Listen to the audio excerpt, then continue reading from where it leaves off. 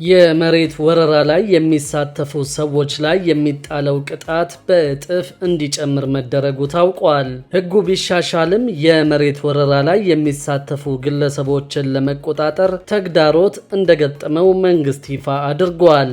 በሌላ በኩል ደግሞ የኮንስትራክሽን ተማሪዎችን ወደ ጀርመን ልኮ ለማስተማር የሚያስችል ስምምነት ተፈርመዋል። ከማስተማሩ ጎን ለጎን ጀርመን ሀገር ተቀጥረው እንዲሰሩ የሚደረግበት እድል መመቻቸቱም ይፋ ሆኗል። ሰላም ቤተሰቦቻችን፣ መረጃዎቹን የት ሀገርና የት ከተማ ሆናችሁ እየተከታተላችሁ እንደምትገኙ በሐሳብ መስጫው ላይ ጻፉልን። ከመሬት ጋር በተያያዘ እንድናቀርብላችሁ የምትፈልጉት መረጃ ካለም በሐሳብ መስጫው ላይ ጻፉልን። አሁን ዝርዝር መረጃዎቹን አንድ በአንድ ወደ እናንተ እናደርሳለን። እስከ መጨረሻው አብራችሁን ቆዩ።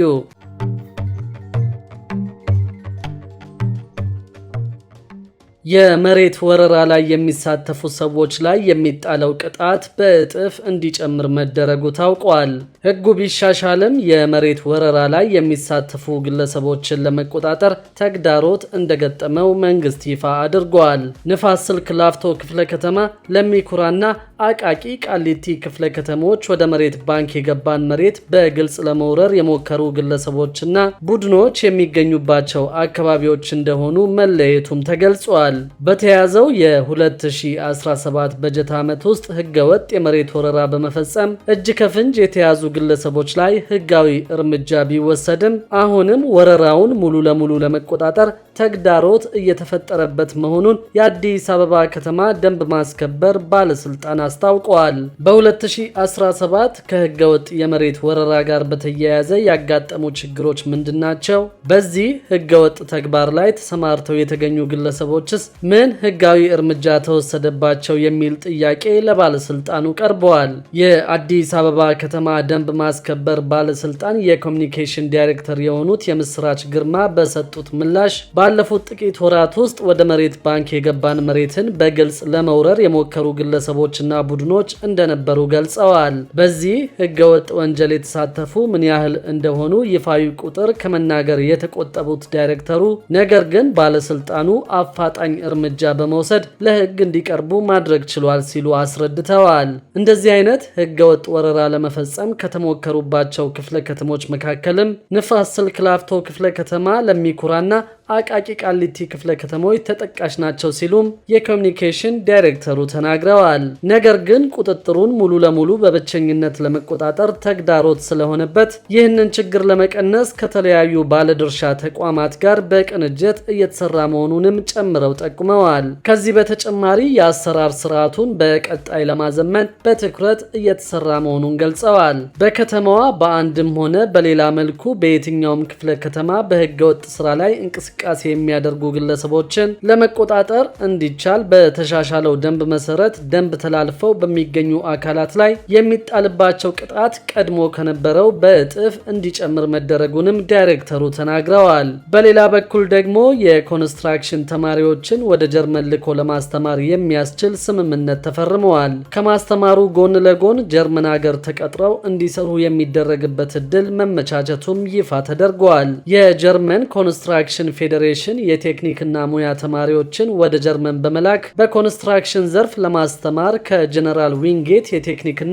የሙያ ትምህርት ስልጠና ኮሌጅ ጋር መስማማቱን አስታውቋል።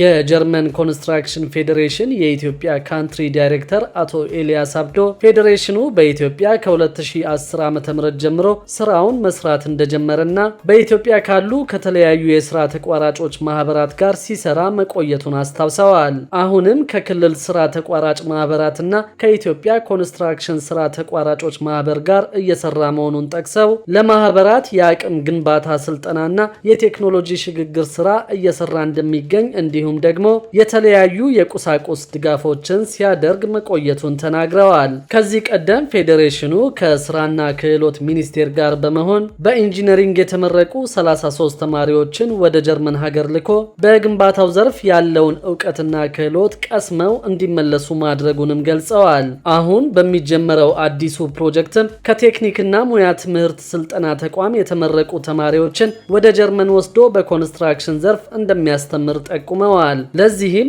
አዲስ አበባ ከሚገኘው ጄኔራል ዊንጌት የቴክኒክና ሙያ ትምህርት ስልጠና ኮሌጅ ጋር ስምምነት መደረጉን አመልክተዋል። ፌዴሬሽኑ ይህንን ፕሮጀክት ያዘጋጀው ሀገር ውስጥ ያሉ ስራ ተቋራጮች የተሻለ ብቃትና ቴክኖሎጂን እንዲጠቀሙ ማስቻል እንዲሁም ደግሞ በኢትዮጵያ በኢንጂነሪንግ ሙያ የተመረቁና ከቴክኒክና ሙያ ትምህርት ስልጠና በዚሁ መስክ እየተማሩ ያሉ ወጣቶች ወደ ጀርመን ሀገር ሄደው በኮንስትራክሽን ዘርፍ ትምህርትና ስልጠና የሚያገኙበትን መንገድ ማመቻቸት ዓላማ ያደረገ መሆኑን አስረድተዋል። ከዚህ በተጨማሪም በፕሮጀክቱ ከክልል ስራ ተቋራጮች ጋር በግንባታው ዘርፍ በውሃ አቅርቦት ዙሪያ ለ2 ዓመት ስራዎች እንደሚሰሩና በዚህም ለስራ ተቋራጮቹ ስልጠናና የተለያዩ የቁሳቁስ ድጋፎች እንደሚደረጉ ገልጸዋል። የጀርመን ኮንስትራክሽን ፌዴሬሽን ምክትል ስራ አስፈጻሚ ሚስተር ሄንዝ ሪትማን በበኩላቸው በዚህ ፕሮጀክት ወደ ጀርመን ተልከው በኮንስትራክሽን ዘርፍ ስልጠና የሚያገኙ ኢትዮጵያውያን ተማሪዎች ቁጥር የጀርመን የኢሚግሬሽን ሕግ በሚያወጣው መስፈርት ልክ ልዩነት ሊኖረው እንደሚችል ጠቁመዋል። ከዚህ በፊት በዚህ ፕሮጀክት ተማሪዎች ከጀርመን መንግስት የሚዘጋጅላቸውን አንድ ፈተና ማለፍ ከቻሉ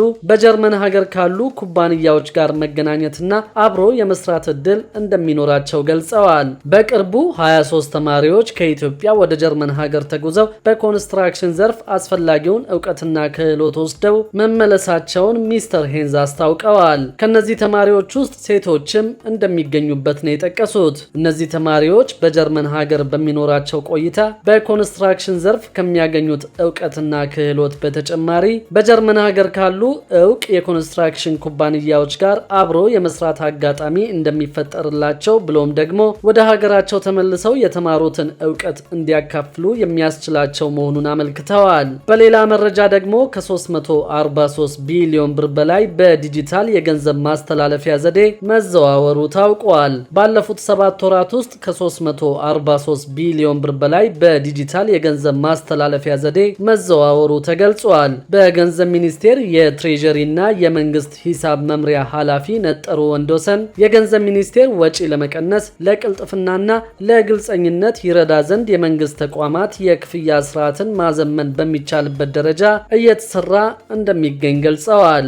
መንግስት በብርቱ እየሰራበት ካሉት ተግባራት መካከል አንዱ የዲጂታል ስርዓት ነው ያሉት ኃላፊዋ ይህም በርከት ያሉ ጥቅሞች እንዳሉትም አስረድተዋል። የዲጂታል የክፍያ ስርዓት ተግባራዊ መሆን ከጀመረ ወዲህ መንግስት የጥሬ ገንዘብን ለማሳተም የሚያወጣውን ወጪ መቀነስ ተችሏል ብለዋል። ከዚህ ባለፈ የዜጎችን እንግልትና የጊዜ ብክነት እንዲሁም ደግሞ የደህንነት ስጋት ቀርፏል ሲሉ አስረድተዋል። ኢትዮጵያ በመንግስት መስሪያ ቤቶች የሚፈጸሙ ክፍያዎችን ማዘመን ያስፈልጋል ብላ በህግ ከደነገገች 15 ዓመታት መቆጠራቸውን አንስተዋል። በሌላ በኩል ደግሞ የምርቶችን የመጠቀሚያ ጊዜን ሪሳይክል አድርገው የሚሸጡ ነጋዴዎች መርካቶ ውስጥ መገኘታቸውን መንግስት አስታውቋል። የኢትዮጵያ የምግብና መድኃኒት ባለስልጣን በዘንድሮ ዓመት በ6 ወራት ውስጥ 200,000 ኪሎ ግራም የሚሆኑ ህገወጥ ምርቶችን ማስወገዱንና በ60 ተቋማት ላይ የማስጠንቀቂያ የእገዳና የስረዛ እርምጃዎችን መውሰዱን ገልጿል። በየወሩ በባለስልጣን መስሪያ ቤቱ በህገወጥ ምርቶች ላይ ጥናት ያደርጋል ያሉት በባለስልጣን መስሪያ ቤቱ የምግብ ዘርፍ ዴስክ ኃላፊ የሆኑት አቶ ግርማ ተፈራ በዚህም የምርቶችን የመጠቀሚያ ጊዜ ሪሳይክል አድርገው የሚሸጡ ነጋዴዎች መርካቶ ላይ መገኘታቸውን ተናግረዋል። አክለውም አንዳንድ ነጋዴዎች ሱቆች ላይ በፍሪጅ መቀመጥ ያለበትን ምርት በመደርደሪያ ላይና ከተለያዩ ከማያስፈልጉ ነገሮች ጋር የሚያስቀምጡ መኖራቸውን በገበያ ቅኝታቸው ወቅት ማግኘታቸውንና እርምጃ መውሰዳቸውን ጠቁመዋል። ባለስልጣን መስሪያ ቤቱ ከውጭ ሀገር እስከ ሀገር ውስጥ ህብረተሰቡ ጋር በመሆን ጥራታቸውን ያልጠበቁ ምርቶችን ለመቆጣጠር እየሰራ መሆኑንም ተናግረዋል። ከዚህም በላይ ብዙ ስራዎች እንዲሰሩ ማህበረሰቡ ያልተፈቀዱ ምርቶችን ከመግዛት በመቆጠብ ሊያግዘን ይገባል ሲሉም ገልጸዋል። ክቡራትና ክቡራን የአዲስ ቢዝነስ የዩቲዩብ ቻናል ተከታታዮቻችን ይህንን ቻናል ሰብስክራይብ ሳታደርጉ የምትከታተሉ ከሆነ ቢዝነስና ሌሎች ተያያዥ ጉዳዮችን በተመለከተ አዳዲስ መረጃ ለማግኘት የዩቲዩብ ቻናሉን ሰብስክራይብ በማድረግ ቤተሰብ እንድትሆኑን በትህትና እንጠይቃለን።